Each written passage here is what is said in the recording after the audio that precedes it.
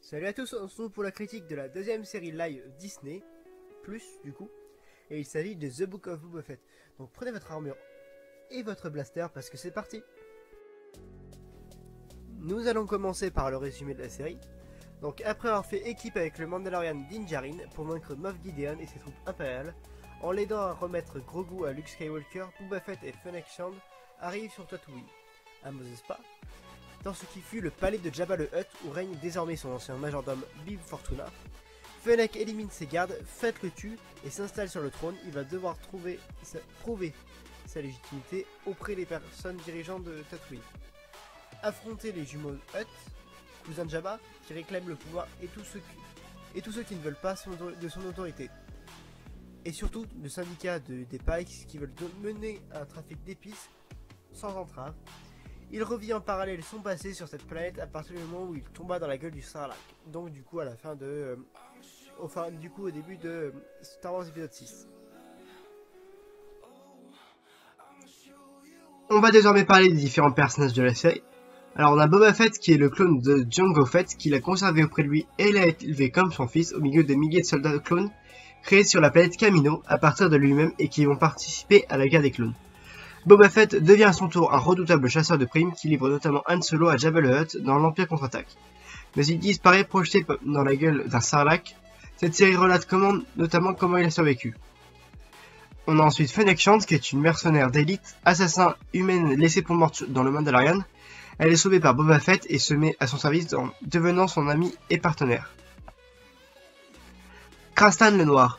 C'est un chasseur de primes Wookiee au pelage noir. Il apparaît dans les comics Star Wars à partir de 2015, puis figure en bras armé des jumeaux Hutt qui réclament le trône de Jabba. Les jumeaux l'envoient pour assassiner Boba, mais les gardes de ce dernier, aidés de Fennec, réussissent à le maîtriser et à le capturer. En constatant l'échec de leur Wookiee, les jumeaux le renient, ayant le choix entre le tuer ou le laisser partir. Boba le relâche, lui conseillant de ne plus travailler pour des crapules comme les Hutt. Le rencontrant à nouveau, Boba lui propose de travailler pour lui et le Wookiee accepte devenant l'un de ses alliés. Donc on a ensuite Mok Shaiz, c'est un Ithorien, maire de Mos Espa sur Tatooine. Il est un ennemi de Boba Fett car il offre son territoire au syndicat des Pikes.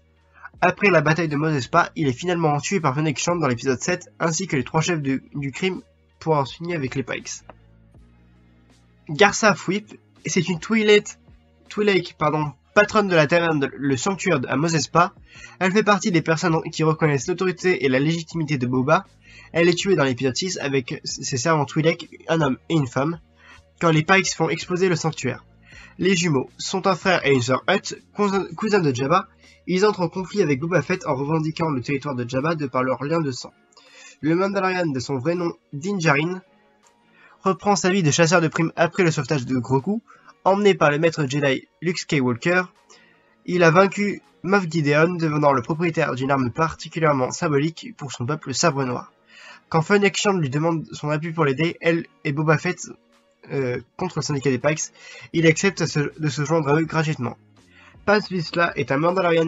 Son ancêtre Tar Vizsla a créé il y a des millénaires le Sabre Noir et il était le premier Mandalorian admis dans l'ordre Jedi. Il avait aidé Din Djarin à s'échapper de la planète Navarro lors de la saison 1 de The Mandalorian épisode 3. Mais il veut désormais récupérer le sabre noir et provoque Din Djarin en duel. Ce dernier a le dessus, mais en avouant qu'il a déjà retiré son casque, il est signifié qu'il n'est plus un Mandalorian. Vizsla le traite alors d'apostat. Donc du coup ça c'est un peu mal dit, mais en gros c'est le Mandalorian qui renie, pas Vizsla, parce que lui c'est un bon Mandalorian, tu vois. Peli Motto tient une carrosserie de réparation de vaisseaux spatiaux à Mos Eisley sur Tatooine. Elle a déjà rencontré Din Djarin et Grogu lors de la saison 1 et la saison 2 de The Mandalorian et s'est occupée de remettre le Razor Crest en état. Et il la retrouve à la recherche de nouveaux vaisseaux. Elle lui livre un vieux chasseur issu de la planète Naboo qu'il répare et modifie ensemble. Elle participera à la bataille de Mos Espa contre le syndicat des Pikes et survivra. L'armurière est apparue dans The Mandalorian où elle a forgé l'armure en Beskar de Din Djarin. Elle est la chef d'un clan Mandalorian. En apprenant que Mando a dans un passé récent retiré son casque, elle lui annonce qu'il n'est plus membre de son clan. Luke Skywalker est un Jedi qui a vaincu l'empereur Palpatine, ramenant son père Anakin Skywalker alias Dark Vador du côté lumineux de la Force au moment de son décès. Il prépare désormais son académie Jedi sur une autre planète forestière et Grogu, qui l'entraîne, doit devenir son premier apprenti.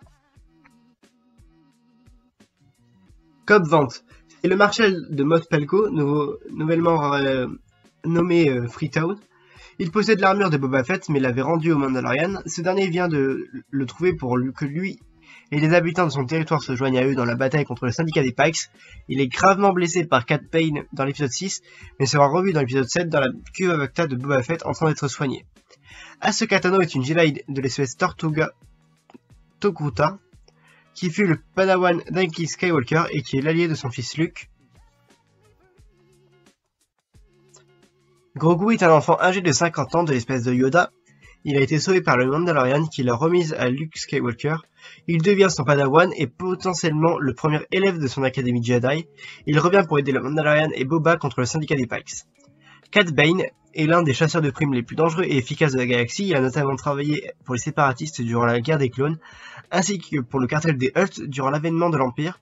Il a traqué le Bad Batch. Après la chute de l'Empire, il a travaillé pour le syndicat des Pikes. Il est finalement tué dans l'épisode 7 par Boba Fett durant la bataille de Mos Espa. Doc Stracy est l'un des 3 chefs du crime de Tatooine. Il est un ancien capitaine de Jabba. Il dirige la famille Trandoshan.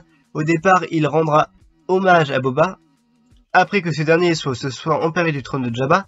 Puis lorsque le syndicat des Pikes débarquera sur Tatooine, il refusera de prendre part au conflit. Boba lui fera jurer, ainsi qu'aux 2 autres leaders, de rester neutres pendant qu'il s'occupe des Pikes. Mais Doc Stracy et les autres leaders trahissent Boba et rejoignent Mok Shaiz et les Pikes pour se débarrasser de lui. Mais après la défaite des Pikes, il est tué avec les 2 autres leaders et Mok Shaiz dans l'épisode 7 par Fennec Shand. Grafa Lecoq est l'un des 3 chefs du crime de Tatooine. Il est un ancien capitaine de Jabba. Il dirige la famille Aquali. Voilà, donc c'est pareil. On a ensuite un chef Klatooinian non identifié, qui est l'un des 3 chefs du crime de Tatooine. Il est un ancien capitaine de Jabba, et il dirige la famille Klatooinian. Donc du coup c'est pareil que les autres. Donc on a un chef Pikes non identifié, qui est le chef des Pikes chargé des opérations sur Tatooine. C'est lui qui est à l'origine du massacre de la tribu des hommes de sable, des sables ayant recueilli Boba, après sa survie face au Sarlacc. Il reviendra avec son armée pour s'emparer de Mos Espa, avec la complicité de Mok Shaiz, les 3 chefs du crime qui contrôlent la ville, et de Cad Bane. Après la défaite de ses troupes, il est tué dans l'épisode 7 par Fennec Shand avec Mok Shaiz et les 3 chefs du crime. Épisode 1, un étranger en terre hostile. Dans le palais de Mos Espa sur Tatooine, Boba Fett dort dans un caisson médical et rêve de ce qui lui est arrivé après qu'il ait été projeté dans la gueule du Sarlacc, vu dans le film Le Retour du Jedi. Il s'extrait à grand-peine des entrailles du monstre, s'évanouit sur le sable, est dépouillé de son armure par des Jawa, puis est emprisonné par une autre espèce de Tatooine, les Tusken. Tentant sans succès de s'échapper, il est réveillé par sa garde du corps Fennec Shand, ayant en effet à recevoir les tribus des principaux dirigeants de Tatooine depuis qu'il s'est installé sur le trône sur lequel il avait siégé Jabba le Hutt, puis Bib Fortuna, qu'il avait éliminé en scène post-générique du dernier épisode de la saison 2 de The Mandalorian. Ceux-ci défilent devant lui, se montrent déférents, mais lui et Shand ressentent une certaine hostilité. Ils se rendent à pied dans les rues de Mos Espa, ayant obtenu l'allégeance de 2 Gamorréens qui les accompagnent et les protègent. Shand lui rappelle que Jabba régnait par la terreur. Fett lui répond qu'il entend le faire avec respect. Ils font visiter la patronne de la taverne, le sanctuaire, Garsha Whip, qui reconnaît le nouveau statut de Boba Fett et leur verse sa tribu, sonnant en trébuchant. Puis en repartant, sont attaqués par un groupe de guerriers munis de boucliers laser et de lances incapacitantes. En mauvaise posture, Fett et Shand sont sauvés par leurs gardes et de corps gamorréens. L'un d'eux tue l'un des assassins tandis que Boba et Fennec en tuent 2 autres. Les 3 survivants s'enfuient mais Boba a le temps de faire exploser l'un d'eux. Shand poursuit les 2 autres assaillants sur les toits, en tue un en le poussant d'un toit et capture le dernier. Mais Fett est blessé, il retourne dans son caisson médical et se remet à rêver de son passé. Toujours prisonnier, il est emmené par un jeune Tusken enchaîné avec un autre prisonnier rhodien pour creuser le sable à la recherche de calebasse remplie d'eau. Le rhodien déterre un bout de corps écaillé et subitement un énorme monstre à 6 pattes émerge du sable tue le Rhodien, puis Boba Fett parvient à sauter dessus et à l'étrangler avec ses chaînes. Avant qu'il ne s'en prenne au jeune Tusken, il revient ensuite dans le village des Tusken avec son jeune garde qui porte fièrement la tête du monstre. Le voilà libéré et accepté par la tribu.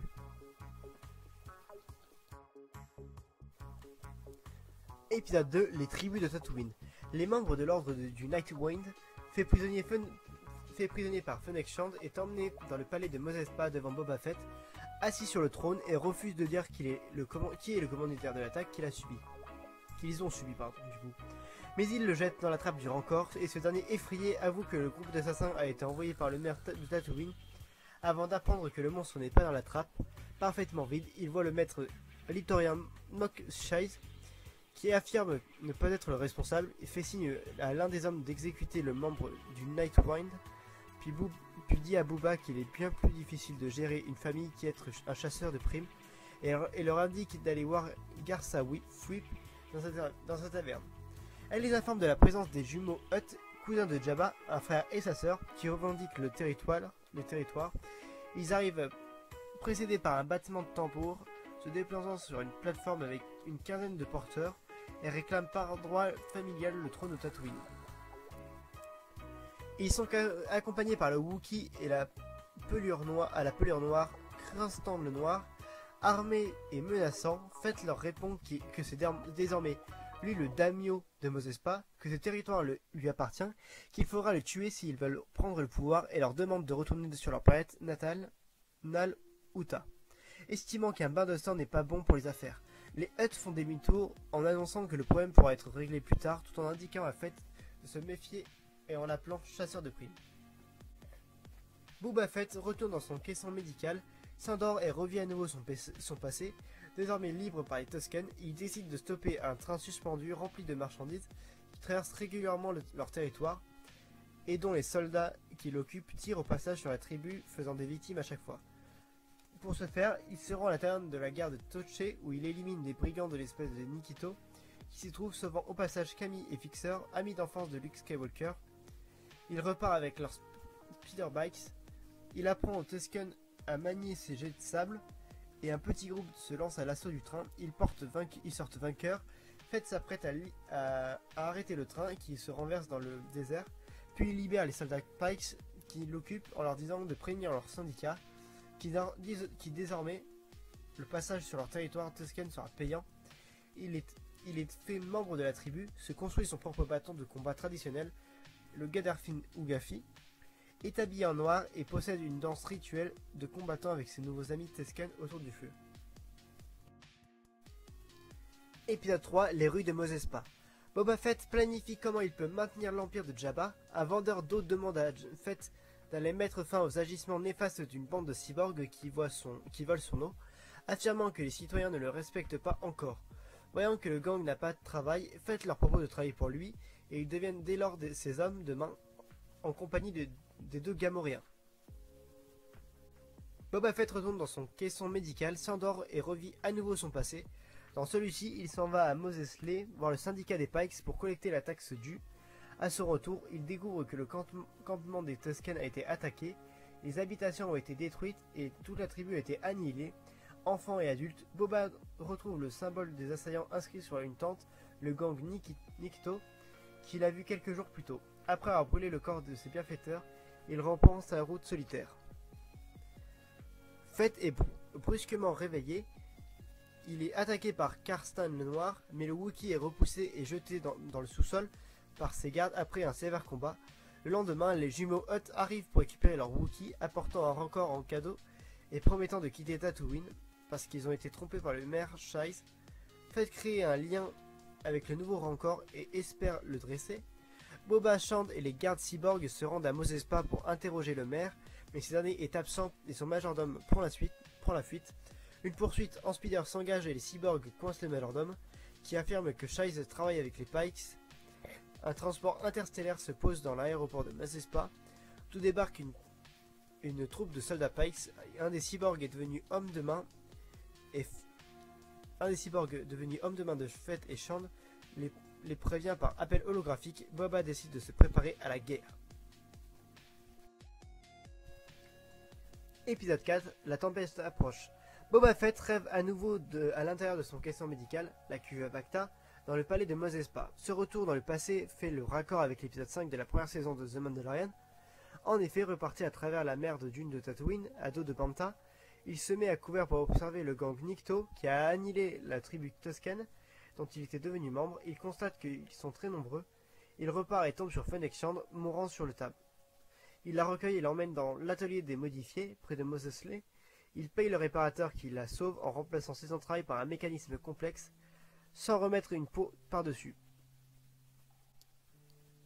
Ils repartent ensemble, elle se réveille, Fett lui explique qu'il lui a sauvé la vie et que son objectif est de tuer l'usurpateur Bib Fortuna pour prendre le trône à Mos Espa. Et puisqu'elle est en dette, ils vont faire équipe. Leur première mission est de récupérer son vaisseau, le Fire Spray, gardé dans les repères de Nikto. Ils s'en lancent à l'assaut et parviennent à reprendre et à décoller. Ils survolent les brigands Nikto sur leur speeder bike, les bombardent et les éliminent tous. Fett pense que le Sarlacc a avalé son armure. Ils se rendent donc à bord du vaisseau, devant le trou dans le sable où vit le monstre. Ils inspectent les entrailles et ne trouvant nulle trace de Beskar qui constitue une armure. Le Sarlacc se réveille et ses tentacules attrapent le vaisseau. Shand parvient à déclencher une charge sonique que le monstre avale, ce qui le tue. Boba Fett se réveille dans la cuve à Bacta. Il est désormais totalement guéri. Toutes les scarifications sur son visage ont disparu. Avec Shand, il retourne dans la taverne, le sanctuaire de Garsa Fipe, où il trouve Cranston le Noir en train de se battre contre les Trandoshan, je crois, sur qui il a le dessus. Fett décide de lui offrir un travail. Le Wookiee Noir se met donc à son service. Dans son palais, il réunit les chefs de différentes familles de Mos Espa et leur propose une alliance contre le syndicat des Pikes. Ceux-ci refusent car ils n'ont rien à y gagner. Il leur dit qu'il aura à les combattre tout seul et leur demande leur neutralité, ce qu'ils acceptent avant de repartir. Les observant quitter le palais, Boba Fett dit à Fennec Shand qu'ils ont besoin de plus de muscles pour combattre les troupes de Pikes. Elle lui demande s'il a assez de crédits d'argent, en gros, pour ce faire. Il répond que oui. Shand dit alors que les muscles sont faciles à trouver dans ce cas, et c'est alors que retentit le thème musical à la flûte de Beck qui accompagne Din Djarin dans sa série. Épisode 5, le retour du Mandalorian. Dans un abattoir où les employés travaillent, Din Djarin vient chercher leur chef Kaba Baiz, contre qui une prime a été lancée. Il se bat avec son sabre laser noir contre lui et ses sbires et les élimine tous. Il se trouve dans une gigantesque station spatiale qui, en forme d'ellipse, une véritable ville où il apporte à ses commanditaires la tête de Kaba Baiz et reçoit sa prime. Durant le combat, il est sévèrement blessé tout seul à la cuisse avec son sabre noir. Il se rend dans le lieu secret des Mandalorians où il trouve l'armurière et Paz Vizsla qui le soigne. Puis il leur explique de la façon dont il est devenu propriétaire du sabre noir en vainquant Moff Gideon. L'armurière dit à Mando que sa lance en Beskar est une arme dangereuse qui peut transpercer des armures mandaloriennes. Il lui demande donc de la faire fondre afin de fabriquer des outils pour un orphelin. L'armurière demande quel est le nom et Mando dit qu'il s'appelle Grogu. Elle sait qu'il a mené sa quête à bien, mais il réplique qu'il tient absolument à revoir afin de s'enquérir de sa santé. Il l'interroge aussi sur Bo-Katan Kryze et lui raconte que cette dernière a perdu sa voix alors qu'elle revendiquait le trône de Mandalore et se trouve en partie responsable de la destruction de leur planète. Paz Vizsla souligne que le sabre noir a été créé par son ancêtre Tar Vizsla et veut le récupérer, provoquant Mando en duel. Ils s'affrontent. Din Djarin finit par avoir le dessus, tenant un poignard sous la gorge de Vizsla. L'armurière leur demande s'ils ont jamais retiré leur casque. Paz Vizsla confirme qu'il n'a effectivement jamais fait ça. Mando avoue que ça lui est arrivé. Elle lui signifie alors qu'il n'est plus un Mandalorian et Vizsla le traite d'apostat. Il souhaite se racheter, mais elle lui affirme que c'est chose impossible. Il prend alors un transport en direction de Tatooine. Il arrive à Mos Eisley où il retrouve Pelimoto qui tient une carrosserie de vaisseau. Il désire qu'elle lui vende un nouveau Razor Crest, mais elle lui propose autre chose, un vieux chasseur monoplace de type N1 construit pour la garde royale de la planète Naboo, encore en très mauvais état. Avec les droïdes de moto, ils le reconstruisent, le modifient, récupèrent des pièces essentiellement apportées par des Jawa. Puis Din Djarin décolle pour un test. Il remarque vite sa maniabilité et sa rapidité, échappant en orbite à 2 X-Wing de la Nouvelle République qui ne cherchent pas à le poursuivre. Revenu dans le garage, entre guillemets, de Pelimoto, heureux des qualités de son nouveau vaisseau, et il retrouve Fennec Shand venue à sa rencontre. Celle-ci lui explique qu'avec Boba Fett, ils ont besoin de lui pour mener une bataille contre le syndicat des Pikes. Elle le paye, mais il lui rend l'argent, signifiant qu'il accepte de se joindre à eux gratuitement, mais qu'avant cela, il doit rendre visite à un jeune ami. Épisode 6, l'étranger venu du désert. Le Marshal Cobb Vanth, vu dans l'épisode 1 de la saison 2 de The Mandalorian, intercepte 4 trafiquants d'épices Pikes sur son territoire de Mos Pelgo. Il leur demande de partir, ils tentent de se défendre et il tue 3 d'entre eux. Il laisse repartir le survivant en l'obligeant à laisser leur coffre chargé d'épices. Il le renverse sur le sable. Din Djarin arrive avec son chasseur N1 sur la planète forestière où Luke Skywalker entraîne Grogu pour voir ce dernier. Une fois posé, il est aiguillé par R2D2 vers un site où une noria de robots est en train de construire un édifice et qui lui installe un banc sur lequel il s'assoit et s'endort. Apparaît alors Ahsoka Tano. Le Mandalorian est surpris de la trouver ici. Il lui explique les raisons de sa visite et notamment le fait qu'il apporte à son jeune ami un cadeau forgé à partir de sa lance en Beskar. Tano l'emmène en vue d'une colline au sommet de laquelle Luke et Grogu sont assises face à face et le dissuade d'aller plus loin, soulignant qu'il manque terriblement à l'enfant, que celui-ci n'est désormais plus un orphelin puisqu'il est devenu un padawan et que retrouver le Mandalorian lui ferait du mal ou il lui donnerait envie de repartir avec lui, arrêtant ainsi sa formation. Mando acquiesce, remet son cadeau à Tano et repart à bord de son vaisseau. Luke continue d'entraîner son padawan, il l'aide à retrouver ses souvenirs. Grogu se revoit bébé en train d'assister au massacre de ses gardiens Jedi lors de la Grande Purge, lui apprendre à se déplacer par des bonds et à développer ses réflexes. Discute aussi un peu avec Tano avant que cette dernière prenne congé. Luke lui demande s'il la reverra à nouveau et cette dernière lui répond peut-être. Mando arrive dans le palais de Mos Espa et assiste à une réunion de préparation à la bataille contre le syndicat des Pikes, à laquelle participe Boba Fett et ses employés modifiés. Et Carstan le Noir, Fennec Shand souligne qu'il manque de troupes. Mando dit qu'il a peut-être une solution. Il repart à bord de son chasseur de N1 vers Mos Pelgo, renommé Freetown, où il retrouve Falcon Vanth et lui propose que lui et les habitants avec qui il avait combattu, le dragon Krayt, viennent prêter main forte pour la bataille à venir. D'abord réticent, Vanth finit par dire qu'il va tenter de faire le nécessaire. Le Mandalorian repart et le Marshal s'apprête à réunir la population quand un inquiétant personnage arrive du désert pour lui faire face, menaçant, lui intimant de ne pas se mêler de la bataille et à venir et de laisser les Pikes mener leur trafic sur son territoire. Le duel entre guillemets tourne à son avantage et l'idée gagne plus vite, tue son adjoint et lui tire dessus. Vanth s'écroule, l'inquiétant personnage se révèle être Cad Bane, un Duros est l'un des chasseurs de primes les plus dangereux et efficaces de la galaxie. Dans la taverne, le sanctuaire de Garsa Fipe, 2 Pikes s'abattent, laissant un caisson sur place. Ils repartent et la caisson explose, détruisant la taverne. Sur la planète où habite Luke, l'édifice est construit. Il s'agit de son académie Jedi, dont Grogu doit devenir le premier étudiant. À l'intérieur, il déballe le cadeau qu'a rapporté Ahsoka Tano. C'est une petite armure, une cotte de maille en Beskar. Ils sont également le sabre de... Il sort aussi également le sabre laser de son maître Yoda et le pose à côté. Il donne le choix à l'enfant. Soit il prend le sabre et continuera sa formation, soit sera son premier élève et Luke fera de lui un grand Jedi. Maîtriser la force lui prendra de longues années, il pourrait ne jamais revoir Din Djarin, car un court instant pour toi représente le temps d'une vie pour les autres. Soit il prend l'armure et il ira retrouver le Mandalorian, il privilégiera son attachement à ceux qu'il aime et réunira la voix des Jedi. Reniera la voix des Jedi. L'épisode s'achève là-dessus. Quel sera le choix de Grogu?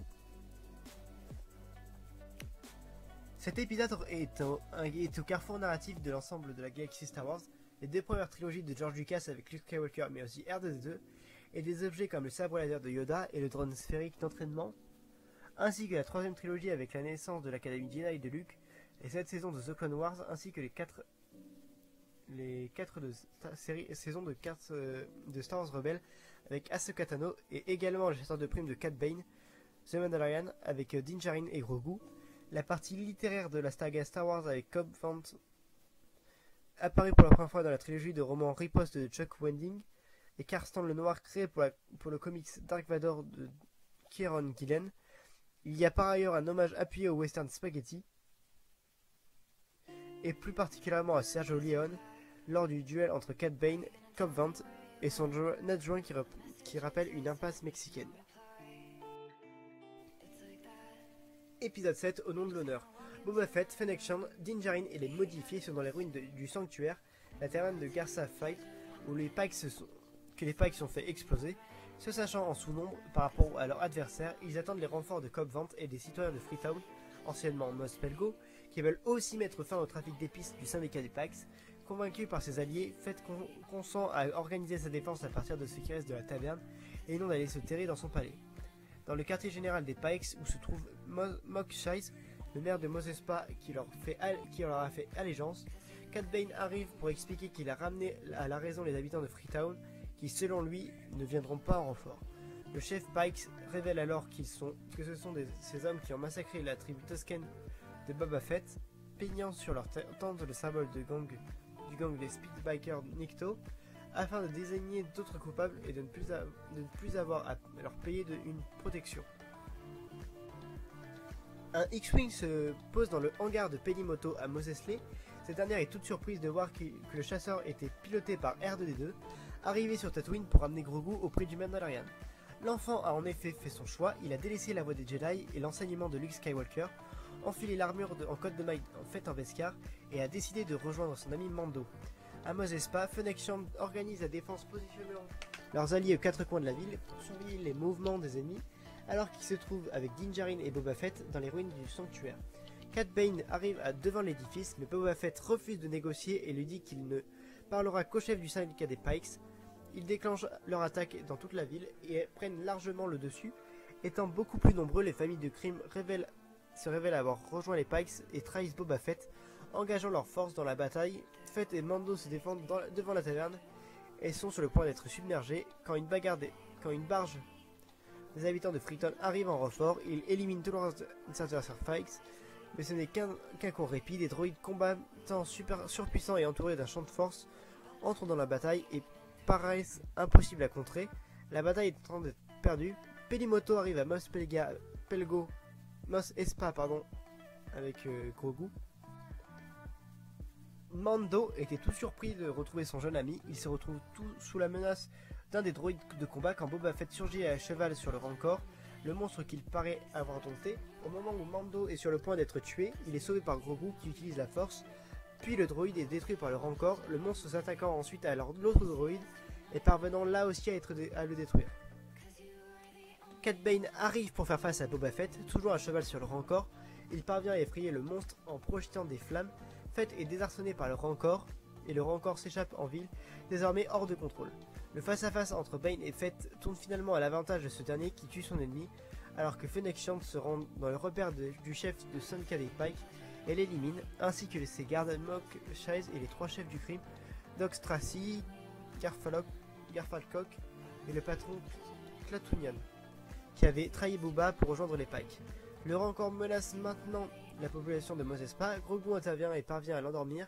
La bataille s'achève et les Pikes survivants sont en déroute et s'enfuient. Fett et Shand ont gagné non seulement cette guerre du trafic d'épices, mais le respect des habitants qui les saluent tous et les remercient alors qu'ils se baladent dans les rues de Mos Espa. Boba Fett ainsi gagné sa légitimité de daimyo de la ville. Mando pour sa part s'envole avec Grogu au bord de son chasseur N1. L'enfant a une demande insistante que son ami déclenche son booster faisant partir le vaisseau en hyper vitesse. Mando appuie sur le bouton, l'accélération prodigieuse faisant la joie de Grogu. Dans la scène post-générique, on découvre que Cobb Vanth est en train d'être soigné dans la cuve Bacta du palais de Boba Fett. Bon. Qu'est-ce que j'ai pensé de cette série? Alors. Mais déjà, l'histoire est sympa, les 4 premiers épisodes sont sympas car ils alternent entre passé et présent. Mais les deux derniers épisodes sont les meilleurs, je trouve. Parce qu'on a Mandalorian, on a Grogu, c'est les GOAT, quoi. C'est pour eux qu'on regardait la série, on va pas se mentir. Mais il y a 2 épisodes qui se font sans le personnage qui donne son nom à la série. Ça, c'est vraiment honteux. Et c'est vraiment dommage. Heureusement qu'ils ont rattrapé le coup dans le dernier où, genre, c'est vraiment masterclass de Boba Fett, même si c'est pas encore ça. Il y a une très bonne écriture des personnages, mais malgré un mauvais traitement de Boba, il a quand même pas mal été écrit, donc c'est cool. L'apparition sympa des personnages de The Mandalorian. Et le style d'alternance entre passé et présent est à la fois sapin et perturbant. Parce que t'essayes de suivre une série qui est linéaire, mais en fait pas du tout. Genre, à un moment tu te dis, pourquoi essayer de comprendre, c'est what the fuck. Bon ben j'ai rien d'autre à dire sur la série, à part que c'était super sympa. Mais il y a vraiment des séries qui sont largement mieux. Surtout des saisons d'animé. Et surtout une série DC. Donc dont je risque de parler très prochainement. Ou alors si j'ai la flemme, je le ferai à la fin de l'année dans mon top série. Parce que du coup, cette année, je ferai un top série. Sûr. Donc du coup, bah, c'est tout ce que j'avais à dire. On se retrouve très bientôt pour une nouvelle pêche aux infos Disney. Bye bye.